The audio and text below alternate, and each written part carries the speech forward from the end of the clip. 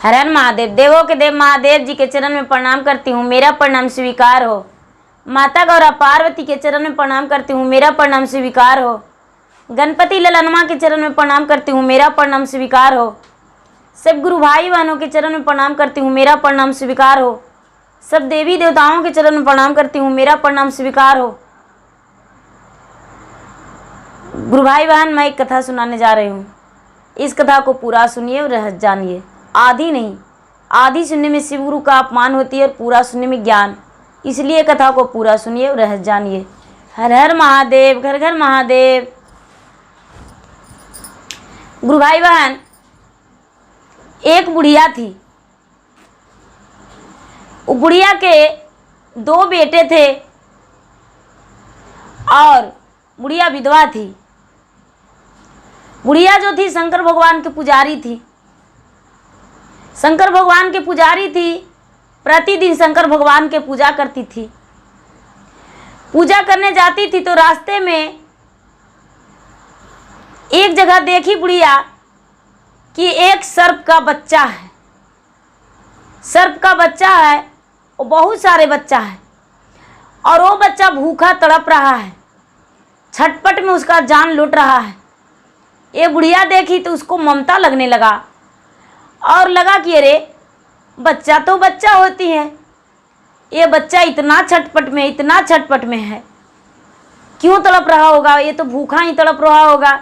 इसको माँ जो है, इसको माँ डर से अपना घर के पास नहीं आ रही होगी कि लोग मार देंगे मुझे, लेकिन बच्चे तो तड़प रहे हैं। वो शंकर जी के जल ढारी और ढार के और झट से पूजा की और पूजा करके गुरु भाई बहन वो घर लौटी। घर लौट के और अपने बहू से चुपे, उनका 2 बेटा जो थे, दोनों का बहू भी घर में, बुढ़िया का बहू भी घर में थी।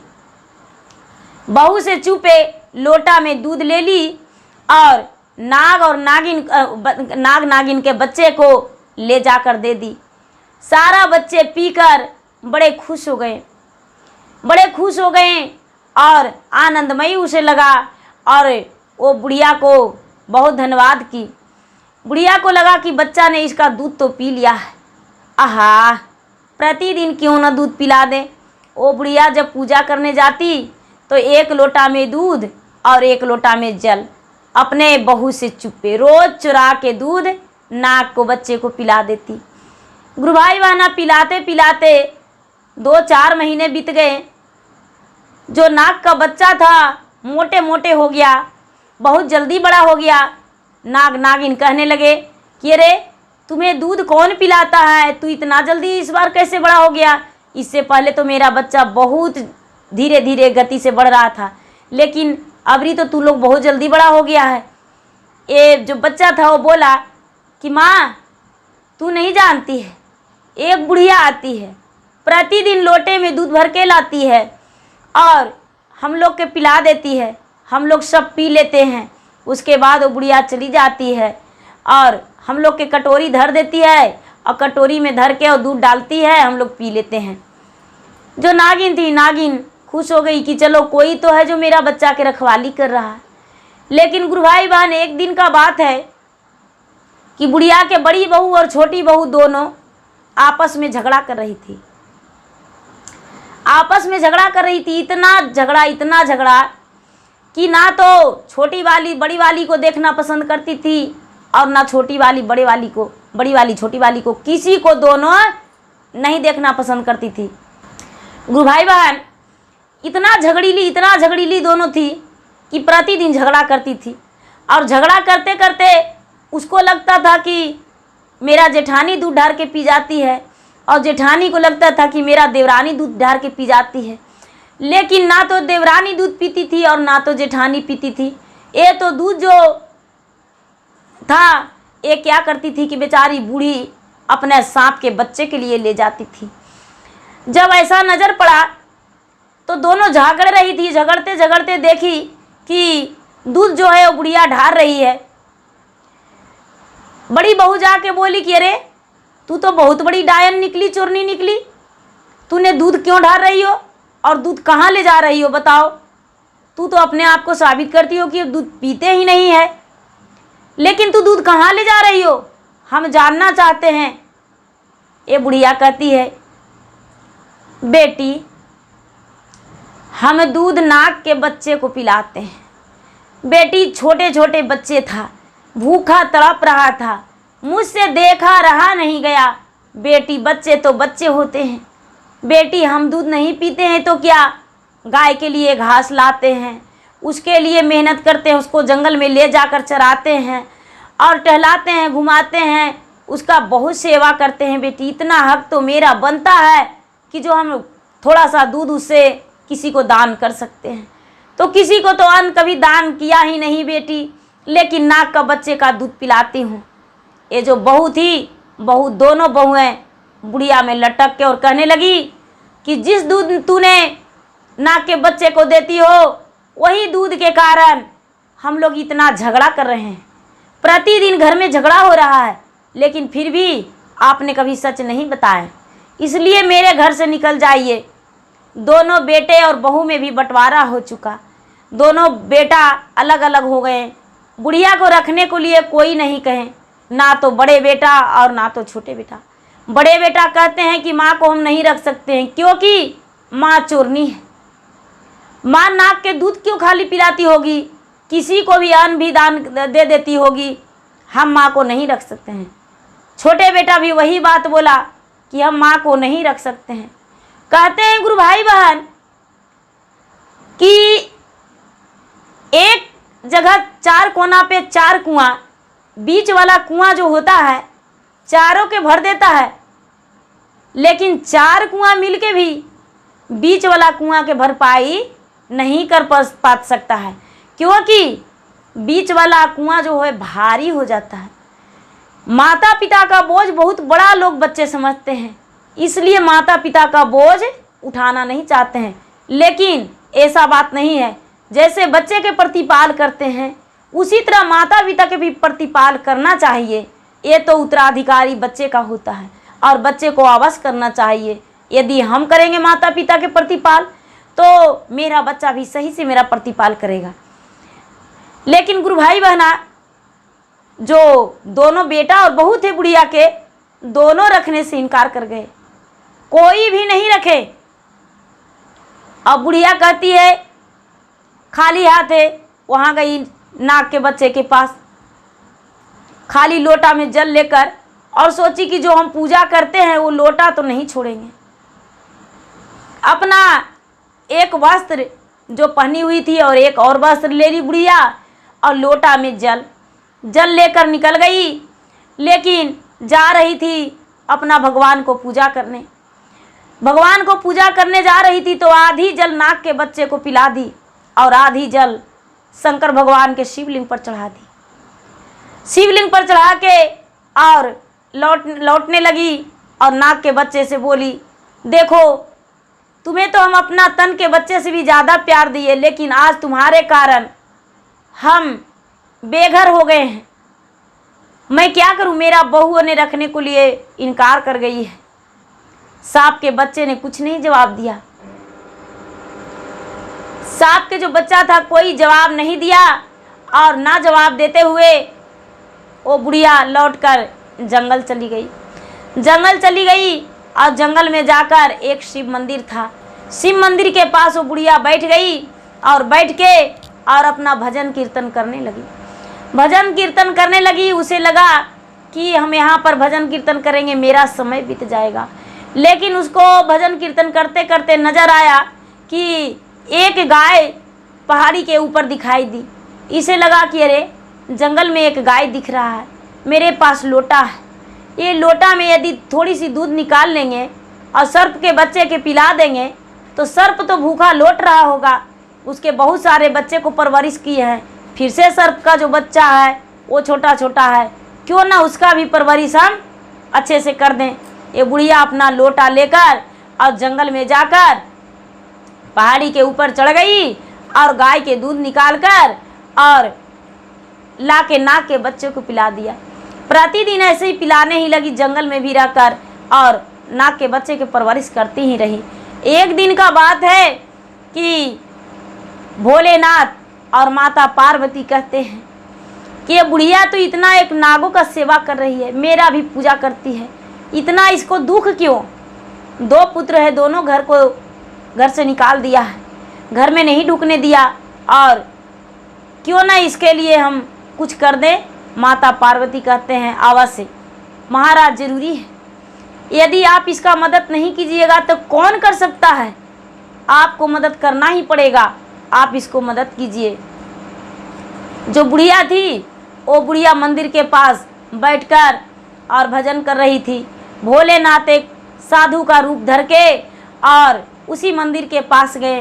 बुढ़िया चुपचाप अपना धुन में गा रही थी, और गाकर जब उठती थी तो जाके जंगल में फल फूल तोड़ के थोड़ी सी भोजन कर लेती थी। भगवान के सहारे वो जी रही थी। जब भोलेनाथ और माता पार्वती एक साधु और एक जो दोनों साधु साधुआइन के रूप में वहाँ पहुँचे तो कहने लगे कि अरे माता जी, आप यहाँ पे बैठे हैं, आपको हम तो कहाँ कहाँ नहीं खोजे। ये बेचारी बुढ़िया कहती है, जोगी बाबा आप दरवाजे पे आते थे भिक्षा मांगने, वही जोगी हैं? कहते हैं कि हाँ, हम वही साधु हैं, वही जोगी हैं। तूने तो, हम जब तुम्हारे दरवाजे पे जाते थे तो तू भोजन कराती थी, आज तू जंगल में है तो क्या जंगल में तू मुझे भोजन नहीं कराएगी? ये बुढ़िया कहती है, बाबा हम तो खुद बेघर हो चुके हैं, तो भला हम आपको कैसे भोजन करा सकते हैं? मेरे पास तो खुद भी यहाँ नहीं है कुछ, तो आपको भोजन हम नहीं करवा सकते हैं, क्योंकि मेरे पास यदि होता तो आपको भोजन जरूर करवाते। बुढ़िया सोचती है कि अरे, किसी को हम निराश नहीं लौटाते थे, आज यदि निराश लौटा देंगे तो मेरा कर्तव्य खराब हो जाएगा। कहने लगी, बाबा आप यहीं पे बैठिए, हम आते हैं। वो बेचारी जंगल चली गई और जाके वही गाय के पास गई और कहने लगी गाय से, हे गौ माता, सुबह में तो दूध ले गए जो नाग के बच्चे के लिए, लेकिन इस बार हमें दूध चाहिए। एक जोगी बाबा एक जोगन बहुत भूखे हैं, उन्हें हम दूध पिलाएंगे। गाय जो थी, गाय खड़ी हो गई। बुढ़िया ने 1 लोटा दूध निकाल ली और दूध निकाल के और लाके साधु बाबा के सामने रख दी। साधु बाबा के सामने रख दी और बोली कि महाराज आप भोजन जेम लीजिए, गौ का दूध हम लाए हैं। जोगी बाबा जो थे बुढ़िया का दिया हुआ दूध को पी गए दोनों मिलकर। जोगी बाबा और जोगन दोनों पी गए और पी के और बुढ़िया के बहुत धन्यवाद दिए, बहुत धन्यवाद दिए और धन्यवाद देकर कहने लगे, तू यहीं पे रहती हो? तो हाँ, हम यहीं पे रहते हैं। जोगी बाबा कहने लगे, हम शाम के समय में प्रतिदिन यहाँ आएंगे, क्यों ना यहाँ पर कुछ बना दें। एक बेचारी बुढ़िया कहती है, बाबा यहाँ पर क्या बनाइएगा, मेरे लिए तो यही काफ़ी है। साधु बाबा वो जो माया रूपी भगवान भोलेनाथ थे, वो क्या किए कि अपने शक्तियों से वहाँ पे एक सुंदर सा रहने को लिए बुढ़िया के जगह बन गया, रहने को लिए बुढ़िया के जगह बन गया, जैसे कि धर्मशाला हो, ऐसे करके लोग रहते हैं, समुदायक भवन हो, पंचायत भवन हो, वैसे करके बन गया मंदिर के आगे। बुढ़िया देखी तो बड़ा खुशी हुई, बहुत खुशी हुई बुढ़िया, और साधु बाबा अंतर ध्यान हो गए। साधु बाबा अंतर ध्यान हो गए। ये बुढ़िया जब रात में सोई है तो सवेरे उठी तो देख रही कि घर में तो अन्न धन संपत्ति सब कुछ भरा हुआ है, सब कुछ पूरा भर गया है और कोई कमी नहीं है, जहाँ तक कि बुढ़िया के दाई दासी सब कुछ घर में उपस्थित है। जब ऐसा देखी बुढ़िया तो कहती है कि वही कोई जोगी बाबा नहीं थे, वो स्वयं भोलेनाथ थे। ये बेचारी उस दिन से क्या, फिर भी जैसे पूजा करती थी वैसे पूजा करते ही रह गई। गुरु भाई बहना दोनों जो बहू और बेटे थे बिल्कुल गरीब निर्धन हो गए, जो थोड़ा मोड़ा धन था वो भी बिल्कुल ख़त्म हो गए। उसी रास्ते से दोनों बेटे बुढ़िया के जा रहे थे और जो बेचारी बुढ़िया थी, बुढ़िया बाहर में बैठी थी। बाहर 2-3 साल तो बीत ही चुका था, बुढ़िया बाहर में बैठी थी और बाहर में बैठकर भजन कर रही थी। बड़े बेटा कहते हैं, अरे भाई कुछ देखता है? तो नहीं, हम तो नहीं देखे भैया, देखो ना माँ जैसा ये बुढ़िया दिखती है। छोटा भाई बोलता है नहीं भैया, ये तो माँ ही है, ये तो माँ ही है, चलो भैया माँ के पास। बड़ा बेटा माँ के पास गया, छोटा बेटा भी गया और बोला माँ तू इस जंगल में ऐसा महल कहाँ से पाई हो? माँ जब से तू घर से निकली हो तब से तो खाने का तरस गए हैं, पानी पीने तक भी तरस गए हैं, थोड़ी सी नमक के लिए भी सोचना पड़ता है माँ, कोई काम भी नहीं मिल पाता है सही ढंग से माँ, हम लोग बहुत परेशान हैं माँ, तू घर लौट जा। बुढ़िया कहती है बेटा मेरा घर तो जंगल में स्वर्ग बन गया है, हम तुम्हारे पास नहीं जा सकते हैं, हम नहीं जाएंगे। ये जो बेटा था बहुत गिड़गिड़ाने लगा, लेकिन बुढ़िया बोली बेटा तूने तो बूढ़ी माँ को अपना घर से निकाल दिया, अपना जीवन से निकाल दिया। माँ समझती है अपने पुत्र को कलेजे का टुकड़ा, लेकिन तूने एक पहाड़ी समझकर माता को फेंक दिया। बेटा हम तुम्हारे पास अब जाने वाले नहीं हैं। माँ जो थी माँ अकड़ के बोली हम तुम्हारे पास नहीं जाएंगे। माँ नहीं लौटी अपने बेटे को साथ। बेटा ने क्या किया कि दोनों बहुओं को घर ले आया इसी बुढ़िया के पास, और बुढ़िया के पास लाकर और कहने लगे दोनों बहू माता जी मुझे क्षमा कर दीजिए, आज से हम आपको सेवा पानी सब कुछ करेंगे और आपके साथ रहना चाहते हैं। एक बुढ़िया बोली कि मेरे साथ तो बहुत दाई दासियाँ हैं, दाई दासियाँ की तरह तुम भी रहो और मेरा सेवा करना, जैसे दाई दासी मेरे घर में रहती है उसी तरह तुम भी रहो। जब उसके दोनों बेटा और बहू लौट गए तो ये जो नाग थे, नाग के बच्चे का 5 वर्ष से ज़्यादा भी बुढ़िया लगातार दूध पिलाई थी, उसका इनाम देने उसके पास नाग और नागिन दोनों गए। नाग और नागिन दोनों गए, कहने लगे बुढ़िया से कि माता जी जब तक हम बच्चे का जन्म दिए तब तक मेरे बच्चे का आपने देखभाल किए, आपका कुछ हम उपहार देना चाहते हैं। बुढ़िया कहती है हे नाग महाराज उपहार देना है तो मेरा स्वर्ग का प्राप्ति दे दीजिए, इससे ज़्यादा उपहार मुझे कुछ नहीं चाहिए। ये नाग कहते हैं कि तेरे बेटे और बहू का लंबे आयु होगा और तेरे बेटे बहू जो चाहेगा वो पूरा होगा। हे बूढ़ी माता आपने जो मेरे बच्चे के लिए किए हैं उसके आपके बच्चे के लिए हम भी करना चाहते हैं। बुढ़िया का दया आ गया। जो नाग था, नाग अपना मुंह से नाग मणि उगल के और बुढ़िया के दे दिया और बोला अपने घर में इसका दीपक के समान कहीं पे रख दीजिएगा, आपका रोशनी कभी नहीं घटेगा और कुल और नाम का रोशन बढ़ेगा, आपका ज़िंदगी में कभी दुख नहीं होगा और स्वर्ग की प्राप्ति होगा।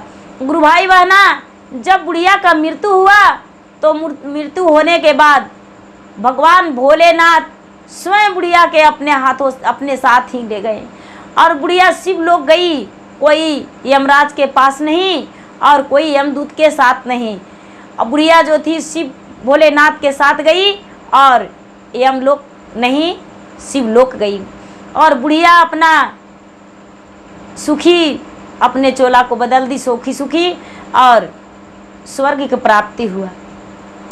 गुरु भाई बहना जो जैसा करते हैं वैसा पाते हैं। जैसे बुढ़िया का पहला तो दुख हुआ, लेकिन जब सुख होने का समय तो जवानी में लोग दुख काट लेते हैं, लेकिन बुढ़ापा का दुख भारी हो जाती है। जैसे कि वो बुढ़िया बुढ़ापा में कोई दुख नहीं हुआ, बुढ़ापा में भोलेनाथ उसका दुख को दूर कर दिए और सुख और खुशी उसको लौटा दिए। भोलेनाथ स्वयं आकर उनके बुढ़िया के लिए रहने के लिए घर और खाने के लिए अन्न, पहनने के लिए वस्त्र स्वयं दिए। गुरु भाई बहना लोग कहते हैं कि भगवान नहीं है, भगवान में कोई आस्था नहीं है। भगवान कहाँ क्यों नहीं बोलते हैं? भगवान को भोग लगाते हैं लोग तो क्यों नहीं खाते हैं? भगवान बोलते हैं भी, भगवान खाते हैं भी और भगवान सुनते हैं भी और भगवान लोगों को सुनाते हैं भी। तो गुरु भाई बहना नास्तिक तो नास्तिक होते ही हैं, लेकिन आस्तिक होकर भी ऐसा नहीं सोचिएगा और भगवान को 3 सूत्र के पालन जरूर कीजिएगा। पहला सूत्र में दया मांगना। हे शिव गुरु आप मेरे गुरु, मैं आपका शिष्य हूँ, मुझ पर दया कर दीजिए। मन ही मन सारा टेंशन चिंता दूर करके भगवान के थोड़ी देर के लिए ध्यान लगाकर और दया मांगना चाहिए। चर्चा करना चाहिए कि हे गुरु भाई बहना हम शिव का गुरु माने हैं, आप भी मान के देखिए, जान के देखिए, पहचान के देखिए, लेके देखिए, आजमा के देखिए। शिव बहुत पुराने गुरु हैं, बहुत दयालु हैं, दया के सागर हैं, दुखिया को दुख को बांटते हैं, उनमें कोई भेदभाव नहीं है, कोई खर्च नहीं है। उन्हें अपनाइए, आजमाइए, 3 सूत्र के पालन कीजिए। तीसरा सूत्र 108 बार नमः शिवाय नमः शिवाय नमः शिवाय नमः शिवाय, या तो गुरु भाई बहन उंगली के गांठ पे, या तो रुद्राक्ष के माले पे, या तो बादाम के दाने पे, या तो मन ही मन किसी रूप से भी भगवान को नाम को जाप करके और भगवान को प्रणाम करना है। हर हर महादेव, घर घर महादेव। गुरु भाई बहना, मेरा वीडियो अच्छा लगे तो इसे लाइक कीजिए, शेयर कीजिए, सब्सक्राइब कीजिए। धन्यवाद।